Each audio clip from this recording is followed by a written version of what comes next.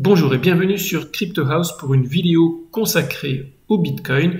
Comme vous avez pu le constater depuis plusieurs semaines, le Bitcoin a le vent en poupe.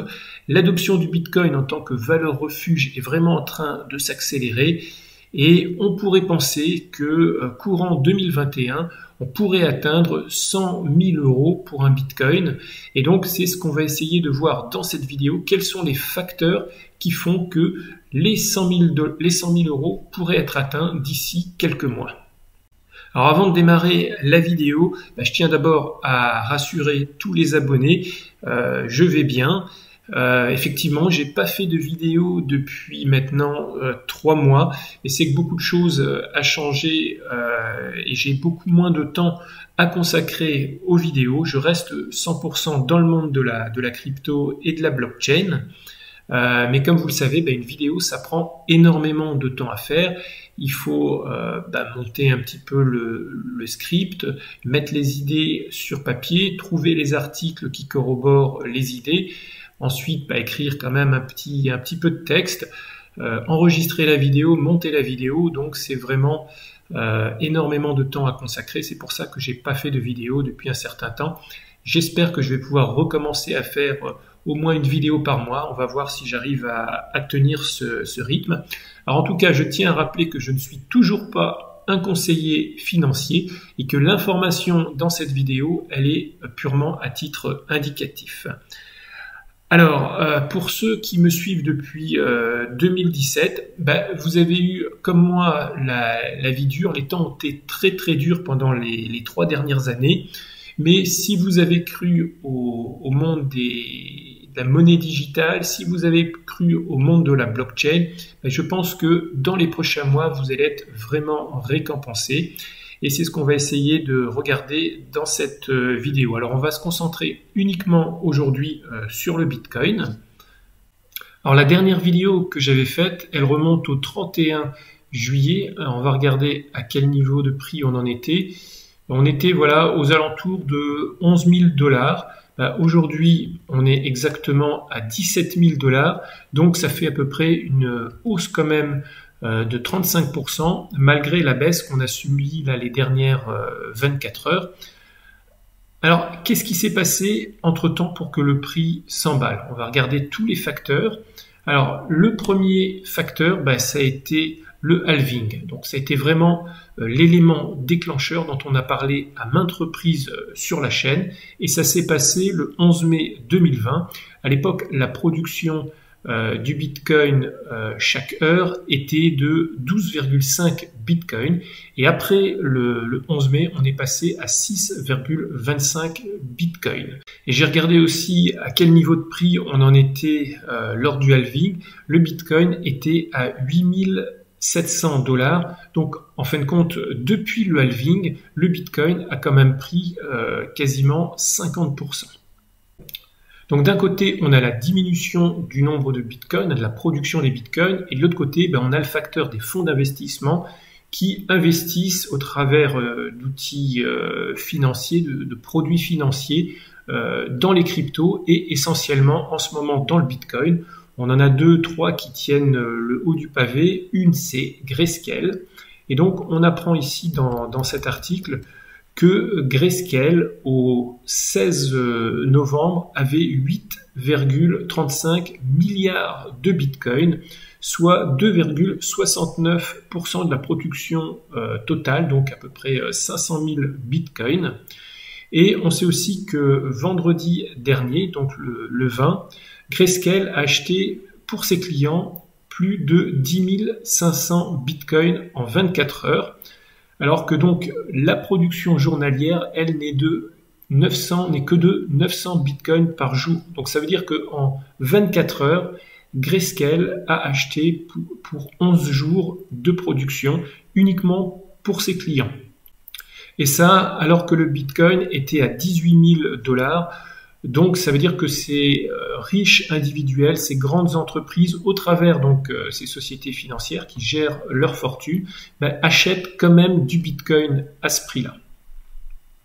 Alors ici, on a aussi MicroStrategy qui est un autre fonds d'investissement, alors beaucoup moins gros que Grayscale, mais bon, ils ont quand même 38 250 bitcoins, ce qui représente 0,18% de la production totale. Mais ils comptent quand même, ils disent ici, donc acheter plus de bitcoins parce qu'il y a de la demande de leurs clients. Alors, ce graphe aussi est intéressant, c'est le Well Map. Alors, c'est un graphique qui représente l'accumulation de Bitcoin dans le temps. Et plus les bulles ici sont grosses, plus ça veut dire qu'il y a d'accumulation.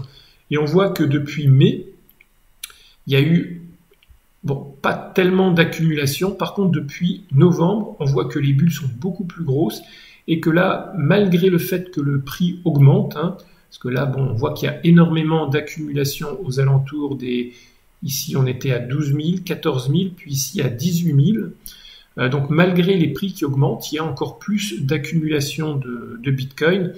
Et ça, c'est dû certainement à l'incertitude du moment. On sait que les gouvernements, ils impriment tous les jours encore plus d'euros, encore plus de dollars.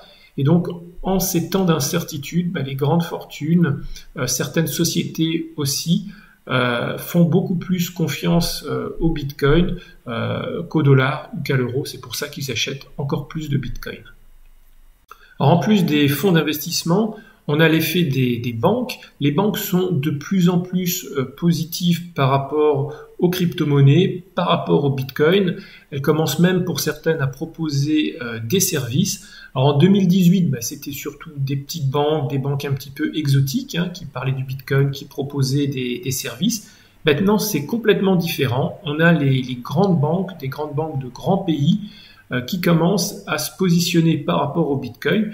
Ici, cet article, c'est tout simplement JP Morgan qui était très hostile au Bitcoin en 2017. Donc JP Morgan, c'est quand même une des plus grosses banques américaines. Là, ils sont passés donc de très négatif en 2017 à beaucoup plus positif parce qu'ils voient que le Bitcoin va se renforcer en 2020 et 2021 et ils commencent même à trouver beaucoup plus d'avantages au Bitcoin que l'or et donc ils commencent à dire que le Bitcoin est une vraie alternative à l'or en tant que monnaie alternative. Alors ça, c'est une banque américaine. Ensuite, on a ici la plus grande banque de Singapour, donc la DBS, qui elle lance un crypto exchange à Singapour, donc pour concurrencer les Binance et autres. Sauf que eux, ils ont quasiment toute la population de Singapour qui est cliente. Et ils vont donc lancer une plateforme de trading avec le Bitcoin Cash, l'Ethereum et le XRP, donc de Ripple. On continue avec les grandes banques. Ici, on a donc la filiale suisse d'une banque russe, de Gazprom Bank, qui n'est autre qu'une des plus grosses banques russes, qui, elle, pareil, elle vient de recevoir l'agrément du régulateur suisse, donc c'est la FINMA. Donc ils ont reçu une autorisation de pouvoir lancer des services crypto par rapport à, pour l'instant, un nombre limité de clients. Après, une banque américaine, la filiale d'une grande banque russe et une banque singapourienne, c'est ici la Deutsche Bank, qui est une des plus grandes banques européennes, qui se positionne aussi par rapport au Bitcoin. Et on a donc Jim Reid, qui est le directeur général de la partie crédit de la Deutsche Bank. Lui, il dit donc il semble qu'il y ait une demande croissante par rapport à l'utilisation du Bitcoin. Et au même titre que l'or était là pour couvrir le risque du dollar, le Bitcoin fait exactement la même chose, donc pour couvrir le risque du dollar, pour couvrir l'inflation et autre chose. Donc on a des banques de tous les continents, des grandes banques qui deviennent de plus en plus positives face aux cryptos et certaines donc offrent même des services d'exchange pour l'achat, la vente, parfois aussi le stockage, le custody d'assets digitaux. Alors on a aussi BlackRock. Alors BlackRock, c'est un fonds d'investissement, j'aurais dû en parler avant.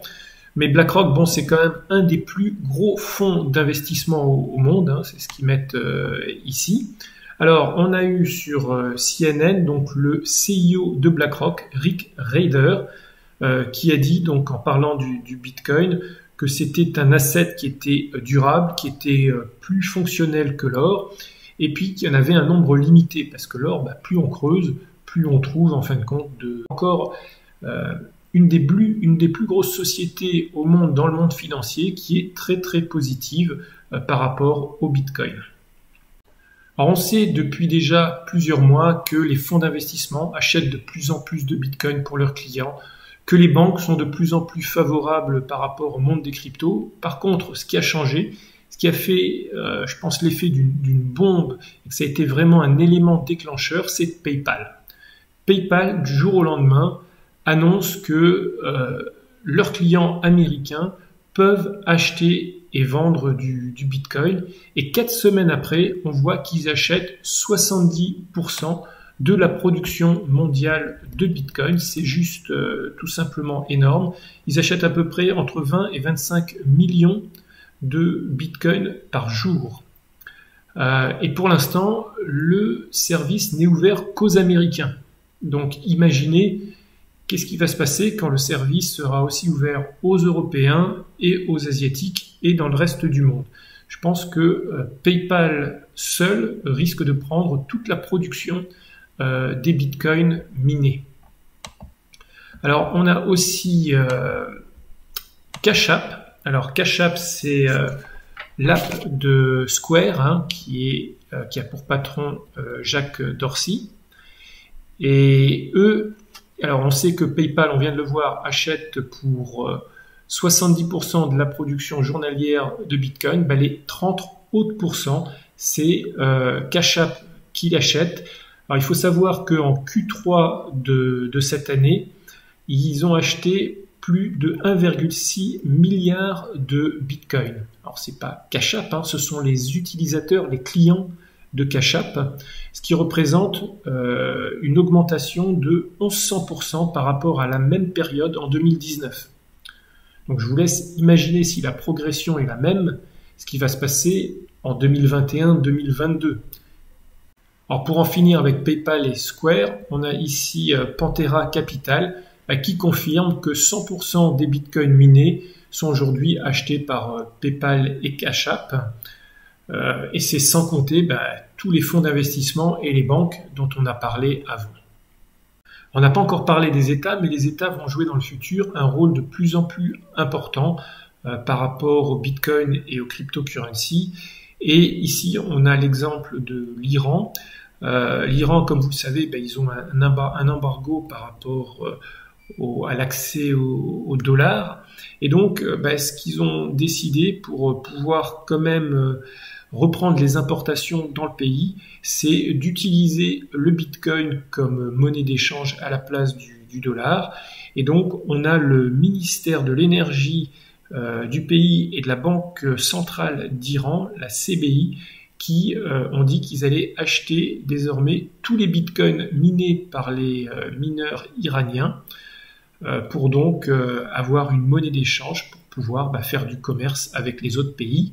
Alors bien que ça concerne l'Iran, c'est quand même une nouvelle assez exceptionnelle qu'un État aujourd'hui dépend du Bitcoin pour pouvoir faire du commerce avec d'autres pays. Et puis on va certainement apprendre dans l'année 2021 qu'il y aura de plus en plus de pays qui seront impliqués par rapport au Bitcoin. Il se dit déjà qu'il y a déjà beaucoup de pays qui achètent en cachette du Bitcoin, notamment pour contrer aujourd'hui la centralisation des bitcoins, notamment en Chine. Alors après les États, il faut parler aussi des bourses. On a ici les exemples de la bourse de Toronto et la bourse de Gibraltar qui offrent déjà à leurs clients des produits financiers. Ici, ce sont des ETP, donc Exchange Trade Product, donc qui permettent d'acheter du Bitcoin. Donc ça, c'est la bourse ici de Toronto. Et on a aussi la bourse de Gibraltar. Et pour l'instant, donc on n'a pas encore les ETF américains, mais on espère après 3 ans d'attente que peut-être en 2021-2022, il y aura enfin les États-Unis qui s'ouvriront aussi à proposer des produits financiers en Bitcoin et en peut-être Ethereum. En tout cas, ce qu'on vient de voir comme facteurs qui ont fait que pour l'instant le Bitcoin, on voit, est en train vraiment de décoller, il n'y a pas de petits investisseurs. On a parlé du halving, on a parlé des banques, on a parlé des fonds d'investissement, on a parlé des États, on a parlé des bourses. Mais donc, ce qui est intéressant avec ce bull run, c'est que contrairement au bull run de 2017 qu'on voit ici, il est, on va dire, beaucoup plus sain. C'est-à-dire que les sociétés qui aujourd'hui achètent du Bitcoin ne sont pas des sociétés qui ont envie de faire fortune comme ça du jour au lendemain, acheter leur Lamborghini en 2 semaines, c'est pas du tout ça. Ceux qui achètent aujourd'hui du Bitcoin, ce sont des gens ou des sociétés qui ont une vision sur le long terme. Et ça, c'est vachement important parce que ce sont des gens qui pensent à 5 ans, à 10 ans. Et ce sont des gens, on voit, qui, même à 18 000 $, sont encore prêts à acheter du Bitcoin. Et peut-être qu'à 20 000, 25, 30 000, ils seront toujours prêts à acheter du Bitcoin parce qu'ils se disent, dans 5, 10 ans, le Bitcoin, il sera 100 000, il sera 200 000. Et c'est pour ça qu'aujourd'hui, ça reste intéressant. Donc on vient de voir pourquoi il y a eu cette flambée du prix du Bitcoin. Maintenant, ce qui est intéressant de voir, c'est comment le Bitcoin va se comporter dans le futur, donc en 2021 essentiellement. Et on va démarrer par le stock-to-flow model. Donc c'est un ratio avec d'un côté la quantité totale de Bitcoin disponible et de l'autre la quantité extraite. Donc on voit ici cette courbe qui, à chaque fois qu'il y a un halving, rend le Bitcoin de plus en plus rare. Et on voit que depuis le début de ce modèle, on voit le prix du Bitcoin qui petit à petit suit le modèle. On voit qu'à chaque fois qu'il y a un halving, le prix juste après augmente. Ça, c'était en 2017, donc on a attendu un petit peu plus longtemps qu'en 2014. En 2014, juste après le halving, le prix a directement flambé. En 2017, il aura fallu attendre novembre pour que le prix flambe complètement. Et ici, on voit qu'on n'est pas encore dans la flambée, on est encore dans le rouge, on n'est même pas encore dans le jaune. Et donc ici, si on en croit donc le modèle stock-to-flow, on devrait atteindre, voire dépasser les 100 000 $, peut-être d'ici 2021-2022.